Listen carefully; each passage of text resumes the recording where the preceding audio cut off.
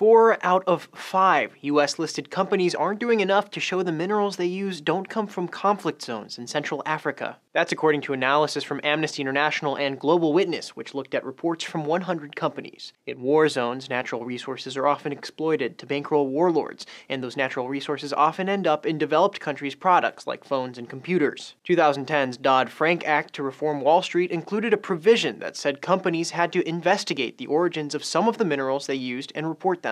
That provision went into effect last year, and the results aren't great. The biggest problem is companies not fulfilling all the reporting criteria of the Securities and Exchange Commission and the Organization for Economic Cooperation and Development. But one possible explanation for companies' lapses is the majority of their consumers don't seem to care all that much about where their technology comes from. For example, suicides at Foxconn, the Chinese manufacturer that produced popular Apple and Sony products, attracted international attention in 2012. But despite Apple investigations, the suicides continued, and a BBC report from last December found violations at Apple's manufacturers continued too. And that was during the production of the iPhones that helped Apple in January post the most profitable quarter ever for any company. And that's consistent with one consulting group's analysis in 2012 that showed public outcry over conflict minerals doesn't really correlate with sales. Nevertheless, Apple has pledged to reduce its reliance on conflict minerals, but not by finding suppliers outside of Congo. Instead, it says it wants to increase the number of verified suppliers on the ground,